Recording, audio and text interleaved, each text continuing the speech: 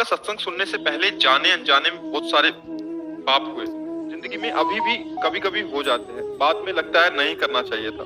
महाराज जी, मैं इस लायक लाडली जी मुझे कब बनाएंगी? मैं रोज नाम जप करने का प्रयास तो करता हूँ, बट अभी भी मेरे से पाप हो जाते हैं। बाद में बहुत ही दुख होता है कि श्री कृष्ण देख रहे हैं, तू ऐसा नालायक, मैं कैसे लायक बनूं? देखो, हम ये प्रोत्साहन दे रहे हैं आपको। पहले था आप अपनी गलतियों को गलती मानते ही नहीं थे, समझ रहे हैं? आज है कि आप अपनी गलतियों को गलती मानने लगे, मतलब सुधार हुआ है ना।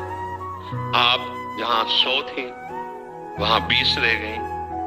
20 में भी आप दुखी हो कि मेरी गलतियां चली जाएं, इसका मतलब सत्मार्ग का प्रकाश हो रहा है, आपका हृदय पवित्र हो रहा है।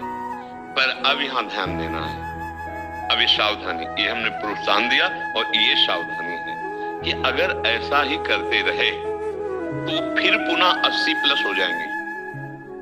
ये भी बात समझो, क्योंकि चिंगारी और ज्वाला से चिंगारी एक क्रम है।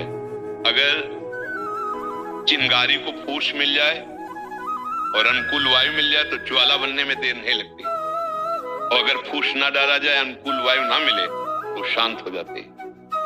अभी चिंगारी तो है ही, आप स्वीकार करते हैं कि अभी गलतियां हो जाती हैं, तो इन गलतियों के होने का जो संयोग बनता है उन पर आप नजर कीजिए और उससे दूर हटिए, नहीं तो ज्वाला बनने में देर नहीं लगेगी। पहले तरंग आती है, फिर पूरा हृदय भर जाता है समुद्र की तरह।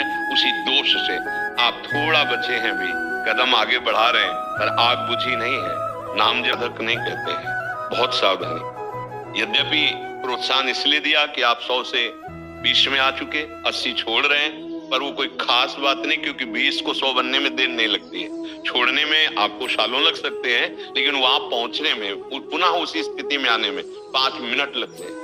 वो पूरा हृदय विषयी हो सकता है, इसलिए आप सावधान रहिए, अपने को एक सीमा में रख लीजिए। और ऐसा नहीं कि हम नहीं छोड़ सकते, आप छोड़कर दिखा रहे हैं ना अपने अंदर, आप कुछ तो छोड़ दिए ना। तो ये मन है, जब आप छोड़ने को कहोगे तो उदास होने लगेगा, ये आपका साथ देना बंद करेगा, ये आपको निराश करेगा। आप इसकी चालबाजी से हारिएगा नहीं, ये आपके अनुकूल ही बनना पड़ेगा, क्योंकि आपके बिना ये कुछ नहीं कर सकता है। और अगर इसको आपने कहीं नाम जप में लगा दिया और संयम में ले आए तो आप जीवन मुक्तता की तरफ बढ़ जाएंगे गृहस्थ होते हुए। नहीं तो इस सबको फंसाकर भ्रष्ट ही किए हुए है। ऐसी स्थिति ला देता कि मैं भोग के बिना जी नहीं सकता।